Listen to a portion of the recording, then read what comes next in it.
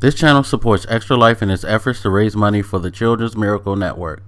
For more information about how to donate and join in their efforts, go to the link displayed here. Extra Life. Play games, heal kids.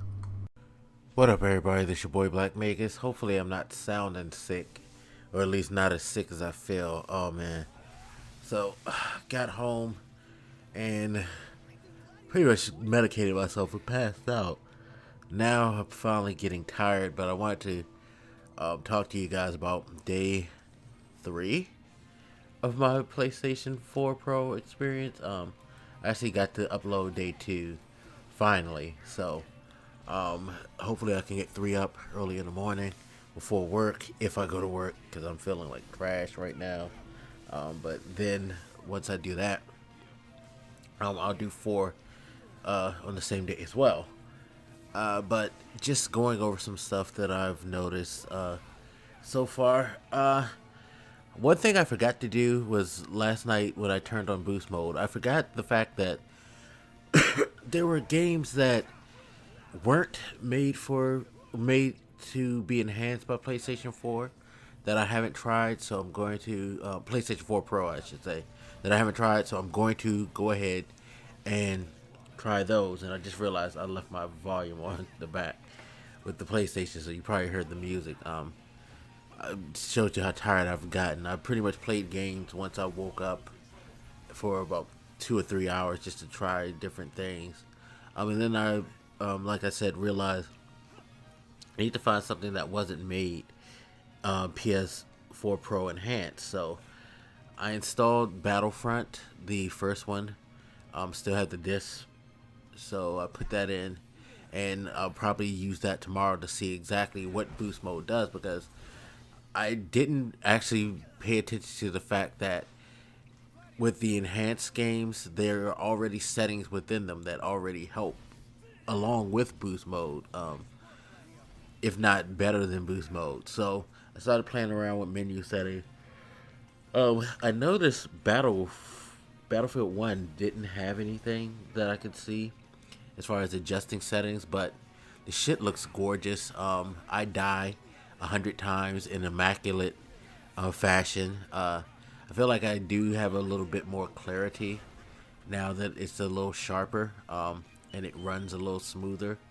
Try Tomb Raider, the Rise of the Tomb Raider, and went through the different settings that and yeah, I like the fact that when you're on a PS4 Pro, it automatically defaults to the highest.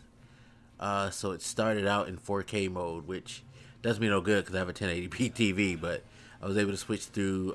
They had another mode, basically made for just the enhanced video mode. The frame rate may not be as consistent, but it'll look better. And then they had the stable mode, which would lock it at a the enhanced mode, I believe, up the visuals and locked it at 30, and then there was a performance type mode where it basically made sure that it ran at a smoother frames per second rate. So frame rate, sorry, yeah, I'm getting tired, but yeah, ran at a better frame rate.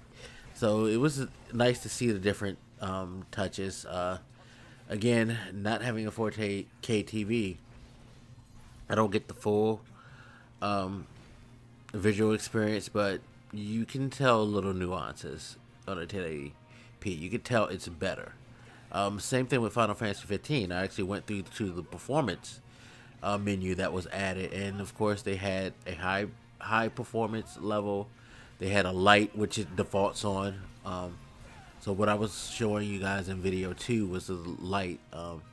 And then there's another one that I forget what they call it, but it's basically more of the visually enhanced version.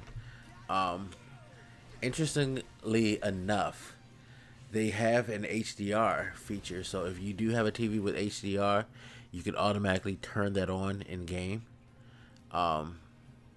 I'm curious to know if I eventually get a TV that's 4K with HDR, if that will affect recording, because as I said in my Elgato 4K 60 Pro video, they don't allow HDR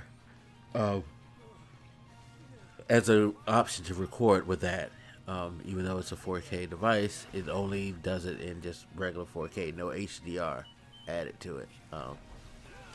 So I'm curious to see how that changes, because does it just add it to the game stuff? Like, I'm very curious to see, because a lot of people will tell you, like, in order to get the full effect of HDR, you need to turn it on your TV. But I'm wondering if you can, if by just turning on in game, if you can tell the like differences between the dark spots and things like that. So that's something to experiment on further down the road whenever I get the money to actually upgrade my TV, which I'm not going to do anytime soon, because my TV works fine. It looks good. I feel no need to spend the money. It's not a want of mine, nor is it a necessity. But